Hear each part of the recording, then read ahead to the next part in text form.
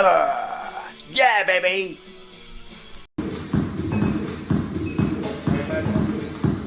Smiling or looking at me? Yeah. 2, 3, 4, 5, higher. 6, 7, 2 more. 8, 9, 10. Yeah.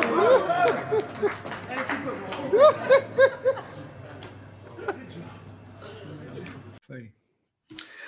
Hello, all you hardcore boxing fans out there. How are you doing? It's Big P here. You know, don't you? You know, because that's why you've tuned into my channel. Today, I'm joined by my good friend from London, Terry. How are you doing, Terry? Mate, I'm good. It's always good to be back with South Yorkshire's finest and the living legend, the man with the best sunglasses on the planet. Hey, tell you what, Terry, the week is up and we've just looked. I'm happy with how many people have joined our members area below, $5.99 a month for extra content. And we're really happy. So I'm the blue-eyed boy today. Yeah, I'm hearing you're up to about 300 now, man. You're doing all right. Yeah. Nowhere near. Nowhere near, mate. But we're happy with how it's gone. Look, it's just a bit of a dollar coming in, and we're going to put it into some production. That's all, so we can do better videos. But it's interesting, though, isn't it? Because you go behind a paywall, Russ, and now I'm hearing that IFL are looking at doing their own thing in terms of their own OTT platform, mate. I think the way of the future is you're going to have to pay for really good content. Like people are tired of giving away good content for free. Yeah. 2 seconds. Let's take the coat off. Yeah, go on. Keep talking. Yeah. Oh, he's got the leather coat on. Okay. All right then, Russ. Yeah.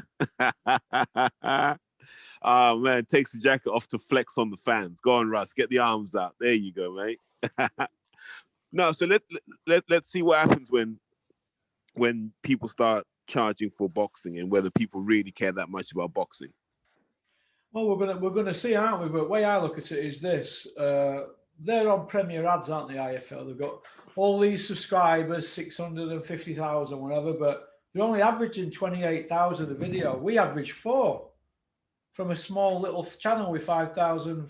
Yeah, but mate, so if they average 28k a video, so they're making what, 120 quid a vid, tops. Probably something like that. Yeah, it depends, doesn't it? On some videos, you can have 3,000 views and it do 30 quid. Others, you can have 30,000 and it still do 30 quid. It depends, doesn't it? But yeah, so it's not lucrative, and I think IFL are cottoning on to the fact that it's not lucrative. But once you go OTT, the question is, A, are you going to charge for it? B, and if IFL do charge, what are they going to charge for? Because they've given us so much for free anyway. I don't know if they can then say, right, we're going to charge for the stuff we gave you for free before. Well, what I've done by doing this, we put cat amongst pigeons, because like I've just said, I looked this morning and I think it's 5,320 subscribers, but we're averaging 4,044 per video in the last 3 months. So say 4,000 and 5,000 subscribers, that's a captive audience of people who are loyal and they join in to watch this because they know what I'm saying is good. Whereas if he's only averaging 28,000, what about the other 630,000 subscribers? Who are they? Where are they? Guessing Thailand, Estonia, Ukraine, Indonesia. They don't exist, do they? Boxing's a small world. Listen, Boxing News only does 30,000 copies a week as of last year. So if that's the 30,000 hardcore, who are all the other 600,000? That's just so even the hardcores, Russ. It's like if you look at boxing gyms, most boxing gyms have a subscription, so they'll get like 3 copies in. You know, you just have them around the gym, so when people pop in, you got something to read. Yeah. So now, boxing news hasn't got a great penetration. I think, look, that's why Tris Dixon left and went off and did his own thing, because he realized that the future is what we're doing. That's the future. The future is being able to speak in the moment. Fans aren't looking to wait for 2 weeks to hear what happened a month ago. Do you see what I mean? Yeah. You see, my argument with it is this. People who have got access are dancing to promoters' tunes. They're not pushing the boat out. They're not doing it that, mate. They're just doing what they're told. They're doing what they're told, turning their heads and putting them in the sand and taking the money and going home. They're not getting out. They're not getting in the faces and saying, you know what? This is not right. For example, Joshua Fury. Tyson Fury made an announcement last June. Daniel Kinahan, you're the man. Frank Warren, Bob Arum, you're the men. The fight's done, 2-fight deal. Now we've got Eddie Hearn coming out with the same announcement. Why is that? Why ain't anybody saying, hey, Eddie, come on, you made this last June. Why are they not putting it on them and saying, Eddie, why don't you just admit that you're struggling with it? Admit it. It's a deeper question, Russ. So my thing is this. Why are they doing it? Now, with Coogan, I know why Coogan does it. He likes being around boxing people, you know. Coogan likes being around tough guys. I think deep down, he knows that, man. It makes him feel protected. It makes him feel cool. I look at all the other outlets and I'm like, why are you doing this? It can't be for the money because it's not that lucrative, to be honest with you. You'd make more money working at Wilco. So it's not for the money. So why are some of these people doing it? What, just to sit in a pub and say I'm involved in boxing? Or is it just to be around people you used to look up to? I've never understood it, Russ. Like running around event after event. Like for me, Russ, if someone said to me, you got to spend a week in a Wembley bubble, I'd want to be involved in the fights. I couldn't just be running around with a camera and then spend my evenings editing. That's just not me. Not me either. When I used to go to a show, when Dennis put shows on, very rarely took my camera. And when I did, and I had to do a bit of filming, and we did a bit of a cameo one day, didn't we, at his show where you got pull-ups, pull-up and all that.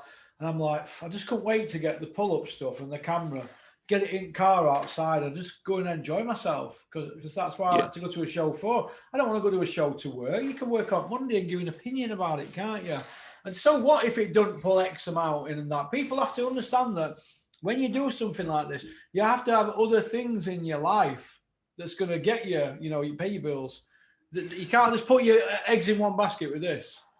Mate, I say all the time, like, I'm not a hardcore. Well, you know, people always say I'm a hardcore. I'm not a hardcore. And you know why, Russ? I could walk away from boxing tomorrow and not look back. I've done enough. Like, I've got enough memories. I've got enough mates. If I walked away from it now, like I did with rugby, I walked away from rugby and I said, nah, I don't need it anymore. Because there's more to life. Yeah, I see where you're coming from. Right then, are we going to make a start on the material that I've jotted down? Tell? Mate, give me your 300 questions. Go on then. I've wrote some. There's about 20 points and we'll do 3 minutes on each.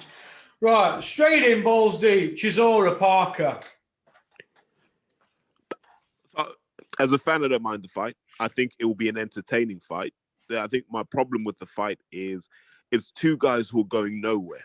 And so why am I having to pay 20 quid, whatever they're going to charge me, to watch two guys whose careers are going nowhere just so they can get paydays?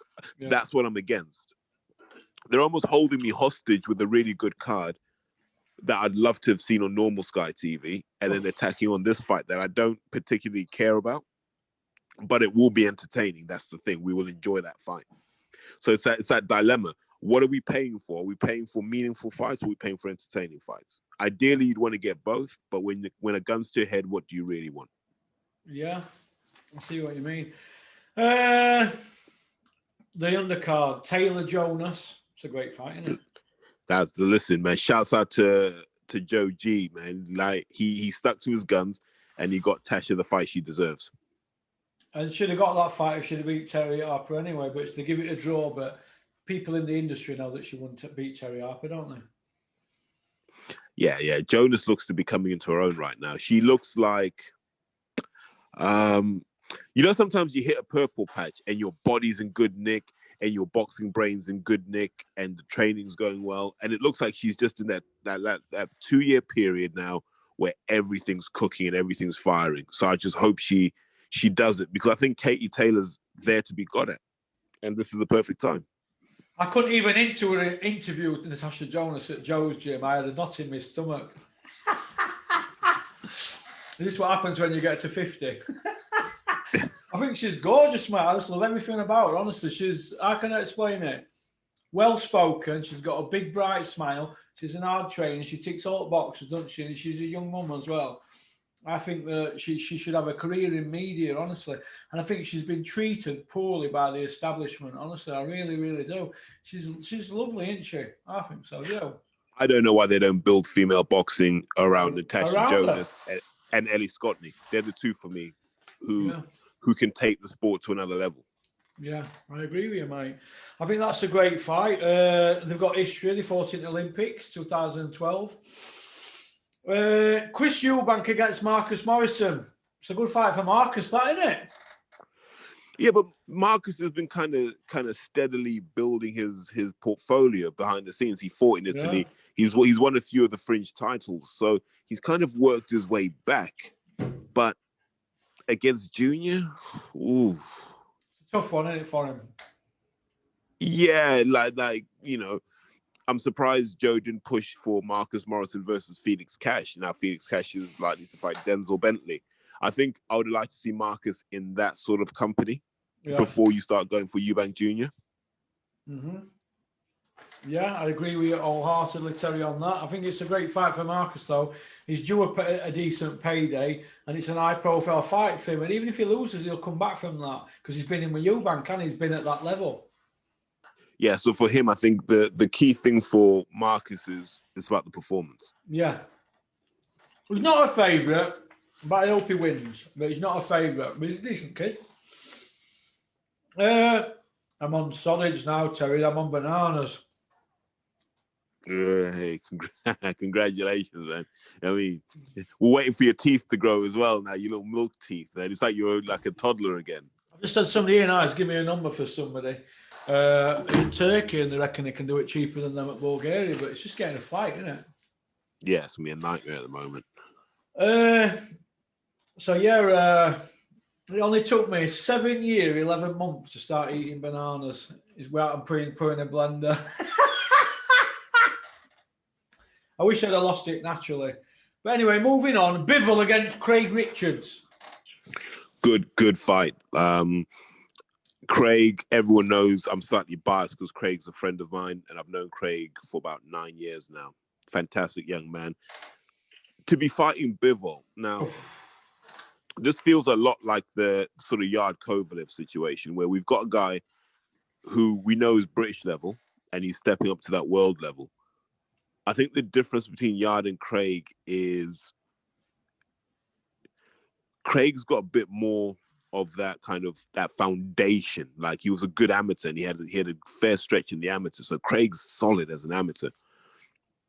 And Craig's quietly built up his experience behind the scenes. Like he doesn't talk much in public if you think about it. But what he is, Russ, and this is the thing people don't know, and I know this from having worked with Craig, he's very heavy-handed. His biggest crime, if you look at Craig Richards' CV, is he doesn't throw enough shots. If Craig threw 20% more punches, he'd have probably stopped everyone he fought. He's so heavy-handed. It's not explosive, but it's that sort of heavy-handedness that after 6 rounds, mate, you're blowing and you're struggling. You're thinking, God, what's he hit me with? So Bivol's got to deal with that. But then the reverse of it is Bivol's pretty similar as well, in that he's quite heavy-handed. So I think it's going to be a good fight between those two. I think Craig can win. I'd probably put Bivol 60-40 favorite just because Bivol's been at that level longer. But I think Craig's a live opponent in this fight. Do you feel that Craig Richards admires his work too much when he's throwing a big shot, Terry, instead of throwing more shots? No, it's not that. So Craig's thing is he doesn't want to throw more shots than are necessary. Like I think he's definitely a disciple of the Mayweather school of it's better to hit someone with a clean, clever counter than it is to bombard them with 4 or 5 shot combinations. But sometimes you've got to have variation in your game. So you can't always pot shot and be clever on the counters, Russ. Sometimes you've got to go and take guys out. And I think Craig's added that to his game. Yeah. All right, then. Well, we have to give Eddie Hills, the 4-0 Iceman from Billericay, free by way of credit, because putting that undercard on basically saved us all having a dig at Chisora Park, haven't we? In fact, we should have Bivol or Richards or Taylor Jonas as headline act, in my opinion. What do you think? They all could make a case for headline act, couldn't they? Mate, you're spot on. When I heard that it was going to be Chisora Parker on pay-per-view, I was just like, oh God, here we go again. Yeah. But then if you look at the undercard, I'm like, I'll take that all day. I will take that all day. There's no filler in there. There's no JJ Metcalf. There's no real filler in that. Like, there's real name brand value in that card. Yeah. So yeah, you're right. Give Eddie Hearn his due. Yeah. All right. Maxi Hughes, Cinderella Man. What do you think? Oh man, are they digging these guys up again? Are they? He's doing well though, isn't he, Maxi? Yeah, but what's doing well though, Russ? How are we defining doing well? Doing well for what level they were at before, because you wouldn't have said he'd ever win a British title, would you, Maxi Hughes? No, but you can win a British title if you've got a promoter behind you, man. They know how to engineer these situations. You see what I mean? Sometimes the boat sails with someone, but I'm glad that he's got to live out his dreams to a certain extent. So you can't knock that. Yeah. But, in light of what we've just discussed, like Taylor Jonas and so forth, I think British boxing is moving in a different direction. And guys like Maxi Hughes, they're not going to be part of that story, unfortunately. Yeah, you might be right, but I just think it's a great story for him, and I don't like to give Steffi more credit because I don't like him, and he knows that. But there's other people who don't like him, but they'll sit in his company, if you know what I mean. But at least I'm willing to say it. But I think that he's done well for him, and Sean O'Hagan and Josh Warrington's dad, they have done well for Maxi, I think, to bring him back from the dead. But like I said, Russ, you can do that when there's a few quid in someone. Like, let's say UCAD let Liam Cameron loose now. Yeah. There's a promoter somewhere that can make money with Liam Cameron. They'll get him a British title shot. Yeah, we'll get him a shot, won't we? Yeah. Yeah.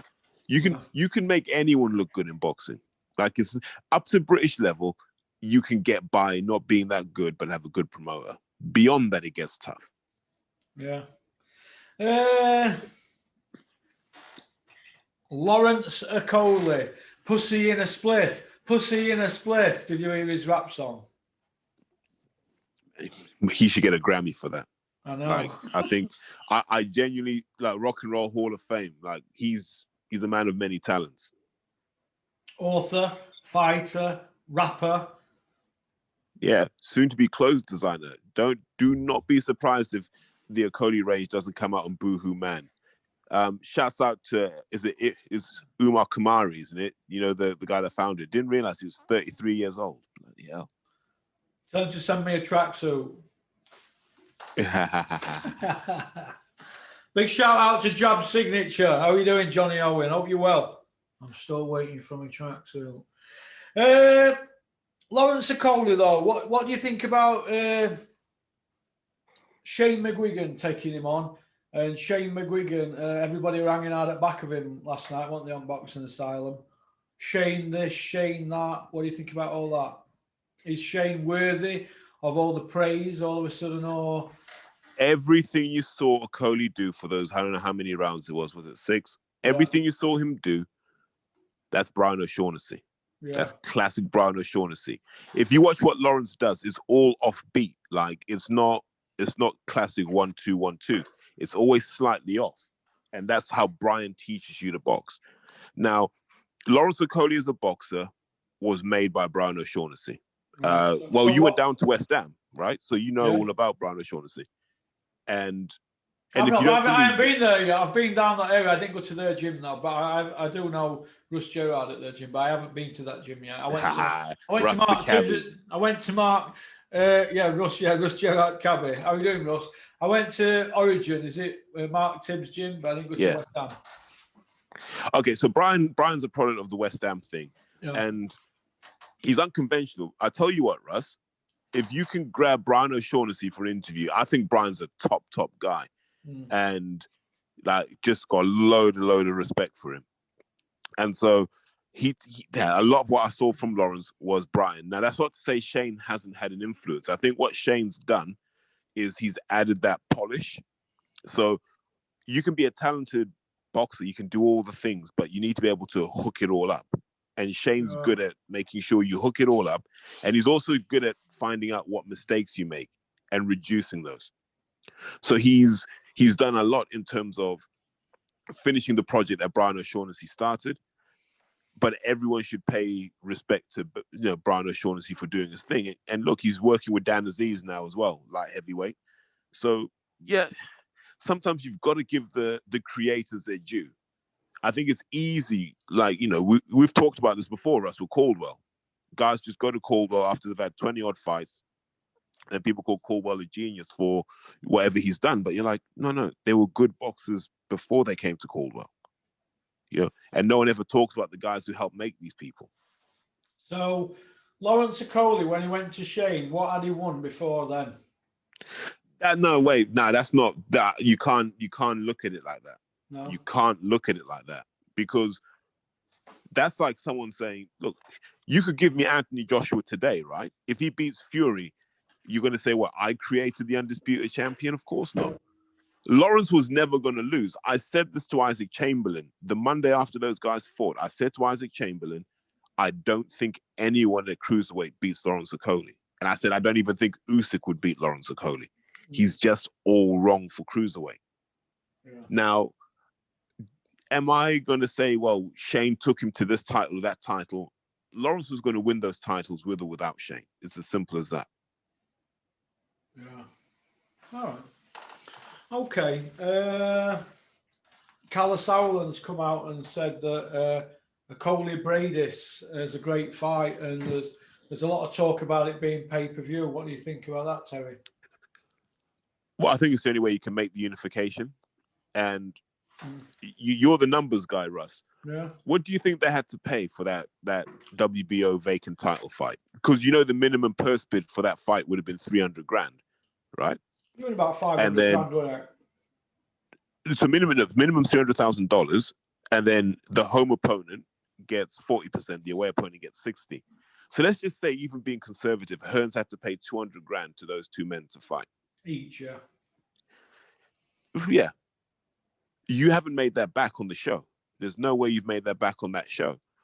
So now Hearns like, I've got to make my money back on Lawrence. Pay-per-view. Yeah, that's the long-term goal. But remember, we didn't know who this Glavatsky guy was, really. Like, to British fans, just another Eastern European guy. Do you want to go from Lawrence fighting one Eastern European guy to fighting another one that no one knows about? It's a hard sell. So I think they're going to have to give Lawrence a British fight in between. Wasn't the guy who Lawrence fought inactive nearly 2 years, and in his 30, approaching 36? Something like that. But look, and it makes it tricky to then say, well, is it a legit title win? Yes, it is, because the guy had been at that level before. Yeah.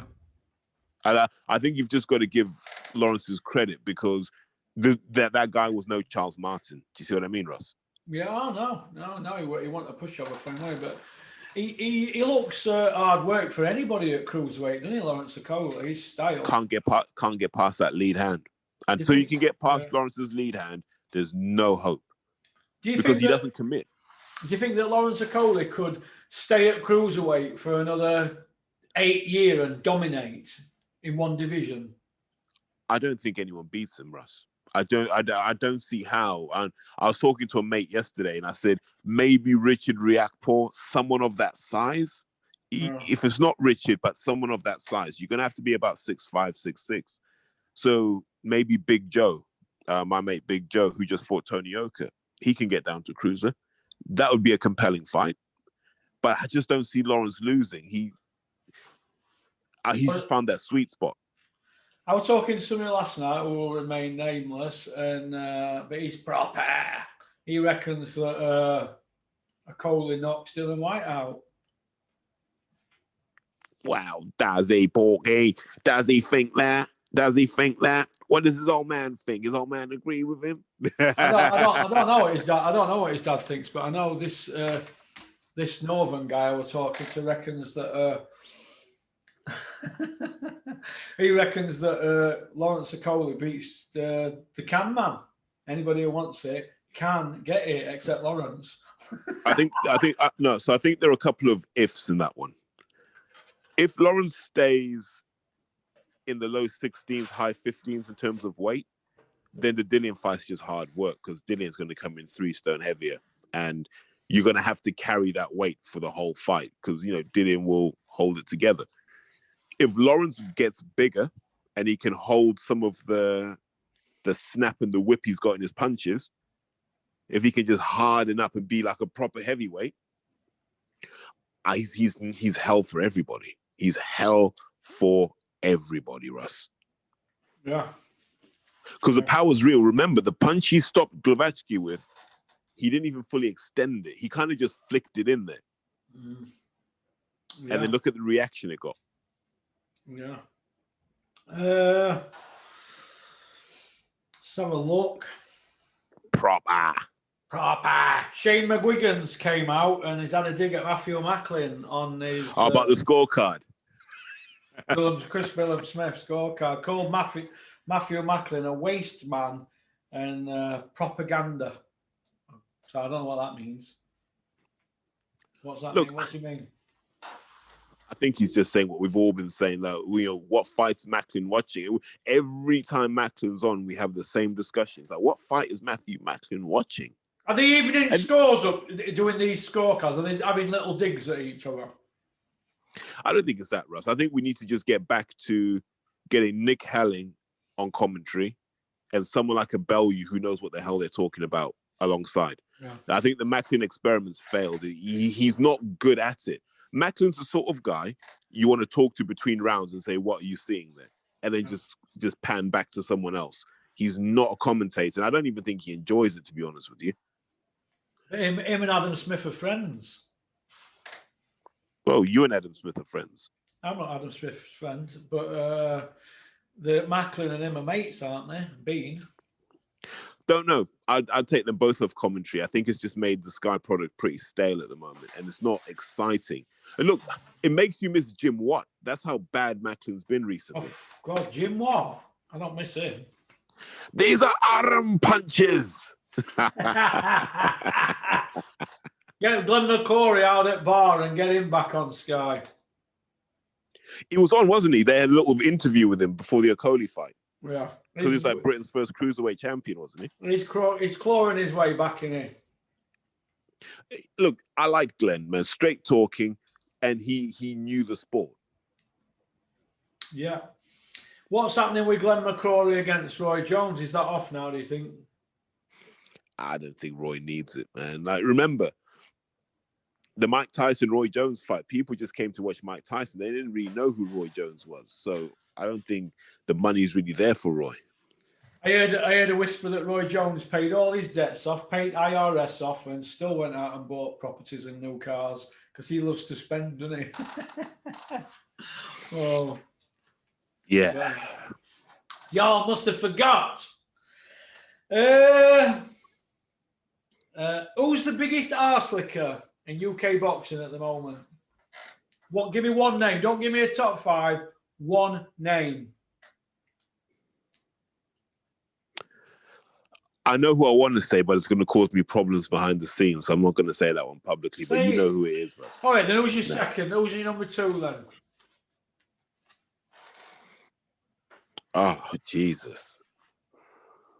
Mate, there's so many of them, man. I'm just here just firing shells at everybody, man. That's what we do. That's what we do. That's what I do. I think Sam Jones is on that list. Sam Jones, right. Speaking of Sam Jones, Chris Lloyd is on that list. Definitely. Oh my God. Darren Barker's on that list. Oh my God. Bunce is on that list. Oh, it's the Riminators. Oh, Mike Costello. Yeah, Mike Costello's on the list. Stevie Bunce. I like Steve Bunce. Leave him alone. Nah. He's become a company man. Like, he's just shilling for the game. Spencer Oliver. Oh God. Spencer Oliver. Jug ears. So there's a load of these guys who are, but then that's how they make a living, Russ. So I don't even know if I can be mad at them. Yeah. Well, I make a living out of going the other way, don't I? But who's making the better living? Then, well, I don't know. Might not be soon. Let me tell you, there's a few things happening, but we're making little ripples. You know, you throw a pebble across a river. Sometimes it just bounces a couple of times. Well, it's bouncing about 7 or 8 now. You know, one of them little slate things that you get when you go to the seaside. Well, we're starting. Yeah. It's starting to go across the ocean. No, I've heard rumors, man. And look, I don't want to put you on the spot, Russ, but I have heard other things about maybe Spielberg coming to direct the Porky's Corner videos. Okay, I don't know about that. I don't need Spielberg. We've got people I've got behind me.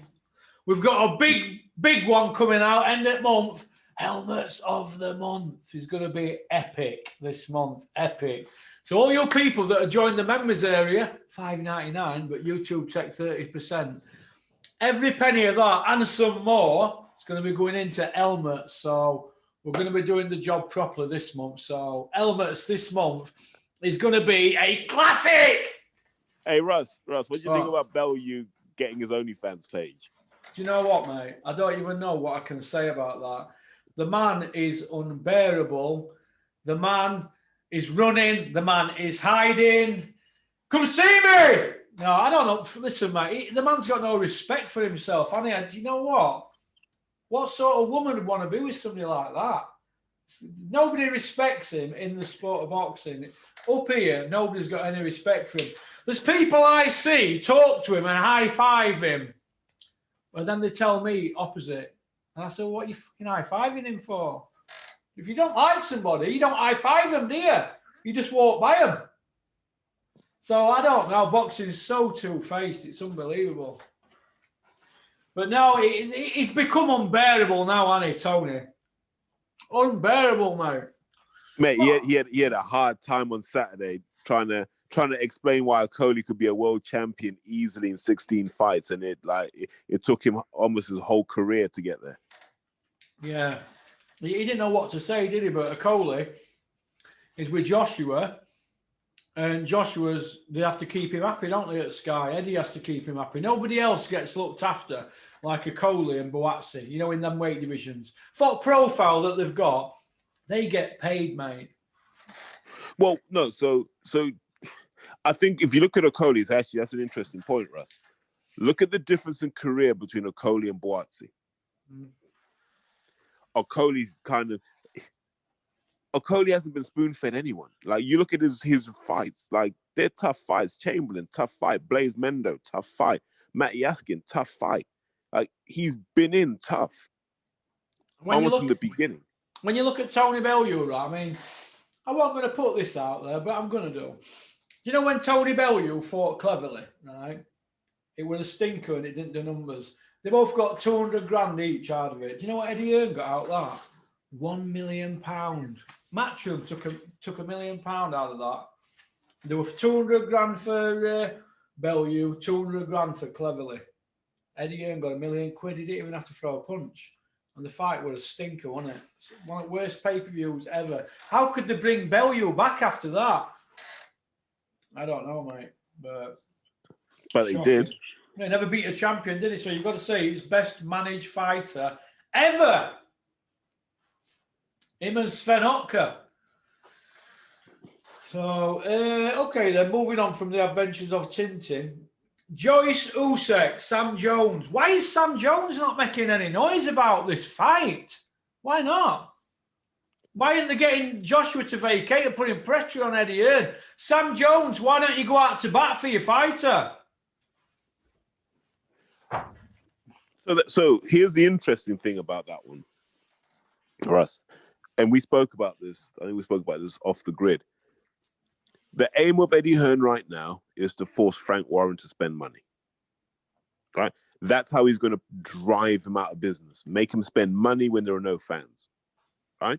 So you force Frank into a purse bid for Denzel Bentley versus Felix Cash. Why? Because if Frank loses that purse bid, you put that little bit of doubt in Denzel's mind about whether Frank's got him or not, and then maybe Eddie can get him on the other side. Yeah. If Frank wins the purse bid, he's massively overpaid for a fight, and that's eating into his reserves. So he'll do the same thing with Joyce versus Usyk. Remember, as per the WBO rules, if you want to put a fight on at heavyweight, it's $1 million minimum. So Eddie's like, well, Frank's got to find $1 million from somewhere. So that's the sort of pressure Hearn's putting on him. Hearn could easily make Usyk versus Joyce, put it on DAZN. DAZN have the budget for that, but he really wants to put Frank to the sword. And I think that's what you're going to see this year. You're going to see Hearn forcing Frank to spend money on fights that maybe Frank didn't want to spend money on. Yeah, you're probably right.